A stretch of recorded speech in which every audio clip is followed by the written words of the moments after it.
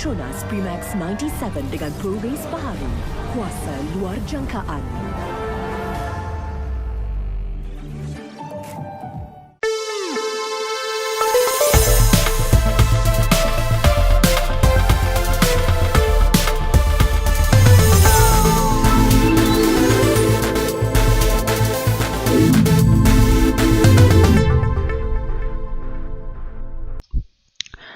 Assalamualaikum, salam sejahtera and salam satu Malaysia.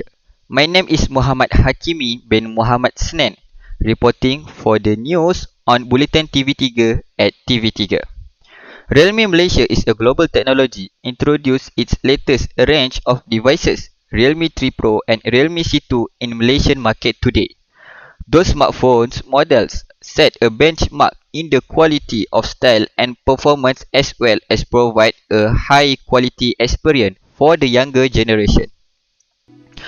Those smartphones that have been launched allowed Malaysians to enjoy the benefits of power and style, also the high performance from them. The ultimate edition of Realme for young people, Realme 3 Pro offers exceptional performance in terms of battery life, screen clarity, imaging and the design.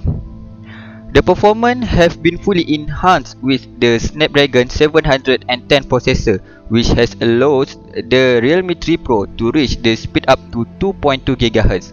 So the Realme 3 Pro ialah spek yang sangat tinggi.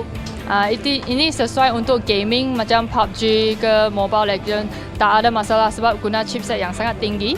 Then ada itu Vogue Charge 3.0, pengecasan pantas. Then ada itu Super Mode malam. For battery life, Realme 3 Pro have been equipped with a high capacity battery of 4045 mAh, enough to fulfill the needs of hardcore users, and its huge advantages it's in its price range. It is also fully equipped with VOOC 3.0 fast charging technology with a 20-watt charger. For the part of camera, Realme 3 Pro puts 25 megapixels on the front camera and 21 megapixels on the back of the camera.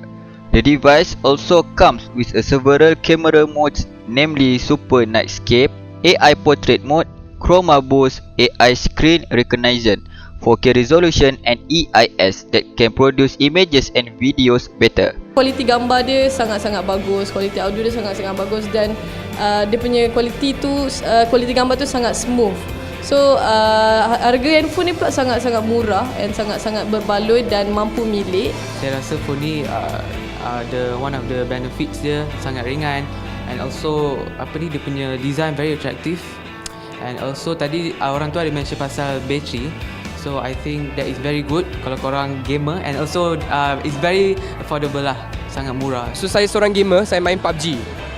So apa beza saya boleh rasa dan Realme 3 Pro ni, PUBG dia memang smooth lah, memang lancar. Dan tak panas pun, bila main lama-lama dia tak akan panas cepat tau. Apart of that, Realme Malaysia also launched the entry-level product Realme C2 with the slogan Mega Batch Mega Display. This phone using a 6.1-inch HD Plus dual-drop screen with a screen-to-body ratio of over 89%. It also comes with a large 4000 mAh battery combined with a Helio P22 processor, making the battery last longer. Realme C2 having two different variants, the 2GB RAM plus 16GB ROM version and a version of 3GB RAM plus 32GB ROM. So for the 2GB RAM version will be priced at 429 ringgit Malaysia, and for the 3GB RAM will be priced at 499 ringgit Malaysia. And for Realme 3 Pro, so two versions as well, for the 4GB RAM plus 64GB ROM and a version of 6GB RAM plus 128GB ROM.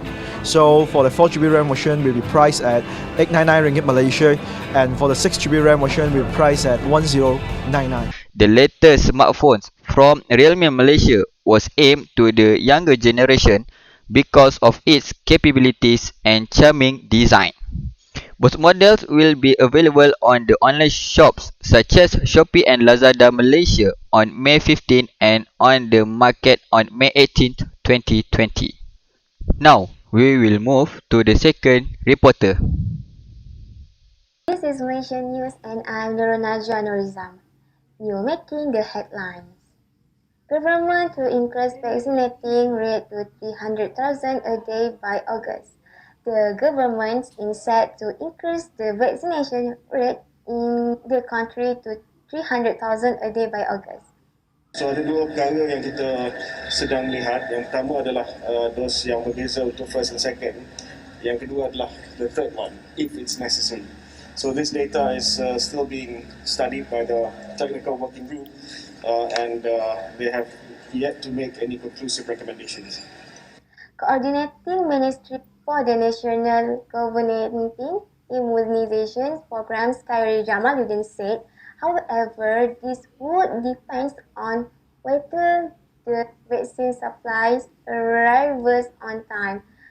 According to Khairi, he is confident that 80% of the population can be vaccinated by October if the targeted daily immunization rate is achieved. He revealed that massive planning was underway as the government currently had more detailed information on arrival of the vaccines. He said it was also important to increase the number of vaccine dispensing centers PPVs and boost their capacity to ensure enough manpower. Jadi untuk mengetahui selok-belok ataupun perkembangan di pesada ini, bersama saya adalah Dr. Farahim yang bertanggungjawab mengawasi tempat ini. Jadi doktor, bagaimana proses pada hari ini secara keseluruhannya? Okey, secara keseluruhannya kita mula beroperasi pagi tadi seawal jam 8.30 pagi dan kita telah menerima setakat jam 1 tengah hari tadi lebih daripada 450 penerima vaksin dan lebih daripada 400 sudah selesai divaksinasi. Dan keadaan sekarang kita tengok berjalan lancar dan kita harap akan terus tak ada masalah lah selepas ini. More people, more the private healthcare center including medical professionals such as housemen, retired nurses and doctors as well as medical students were also needed to be mobilized. Mario was speaking to the media after attending the Johor COVID-19 Immunization Task Force meeting at the Datuk Jaafar Muhammad Building in Iskandar Puteri on Tuesday. Also present was Johor Menteri Besar Datuk Hasni Muhammad, who early accompanied Carly when he visited the mega PBV at Persada Johor International Convention Centre in Johor. The latest Twitter developments restart the water report by first looking at the current wine chart display. There are areas of wine concentration involving the water of Strait of Malacca, which can generally provide the potential for humid weather condition around the areas. Also at this time, relatively strong wind condition which speeds can reach 60 km per hour and wave height at this point can reach up to 4.5 meters. Therefore, the Malaysian Meteorology Department has issued a warning of strong wind and drought seas of the first and second categories as shown. Accordingly, some waters are dangerous for all waters and shipping activity. Furthermore, for the current weather conditions referring to this image display, the activities cloud cluster are only concentrated around a little around the waters of the Strait of Malacca and also around the eastern area of Peninsula Malaysia, which is shown a pictures of humid weather conditions. Apart from that, heavy raining and thunderstorms are currently happening involving Negeri Sembilan and Malacca, also for the coastal areas of Terengganu and Pahang, which is expected to gradually subside in the next few days.